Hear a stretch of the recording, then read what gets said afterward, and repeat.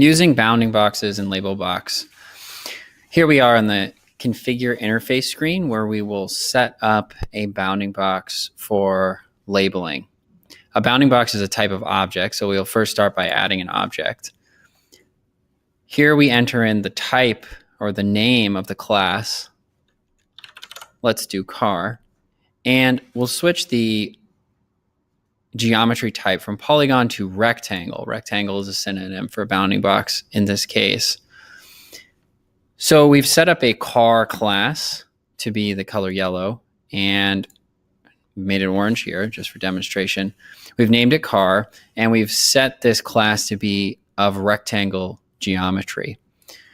On the right side, you can see that this car class is already represented. The right side is an emulation of the actual labeling interface that will be used. So we can also use it just like the interface. I press the 1 key to activate the car class. You can also choose the car class manually and begin to annotate our 1 car here. And that's a bounding box that we've created. If there were another car, we could create another car like so. We can also delete that annotation with the backspace or delete key after selecting it. So we've set up a labeling interface with a single class that is a bounding box type geometry. Confirming this interface will complete the setup of a project I've named bounding boxes. And let's start by labeling to see this bounding box interface in work. So you can see here on this image we were just working on, it saved the work we did already.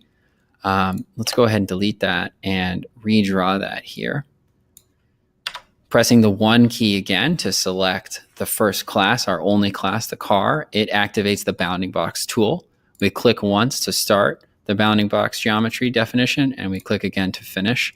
We can select this bounding box at any time and delete it and redraw it, or we can select it to edit it as well to any shape or to correct our initial geometry definition.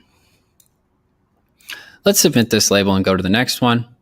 Here we have another car.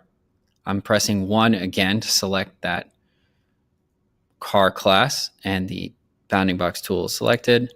I make my bounding box geometry definition here by finishing with a click and submitting that. Let's go back and learn a little more about what's available in the bounding box tool.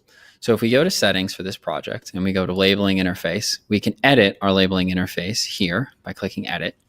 Let's say that we also wanted to ask about the color of this car. We click settings here on the car class and we can add a question. Let's call it, what is the color? Question mark. We'll make it a required field so that it must be answered. And we have the options here, making it a radio option, a checklist, text, or a drop-down selection.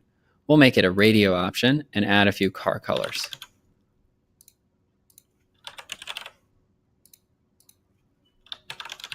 Like so. So what we've done is we've come into the rectangle tool for the car class, and we've added additional attributes, custom attributes to this class that will present themselves whenever we're drawing a new instance of the car bounding box class. So we'll hit done here and try this out. So now when we go to label a car, we first draw and define the geometry here. And then on the left side, you can see that it's now asking me for the color of this car. I'm going to choose red and hit done to complete that annotation. Like previously, we can select this geometry again and change the answer, as well as edit the bounding box and delete it if that's our desire.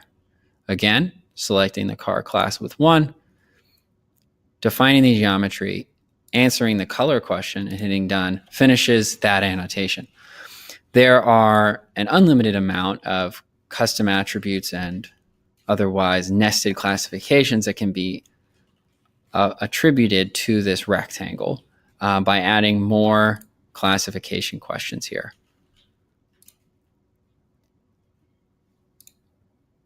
So this is how we can set up a rectangle, otherwise known as a bounding box, for labeling in Labelbox.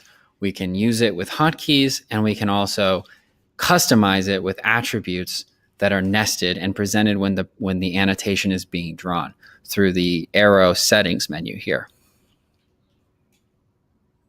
Thanks, and take care.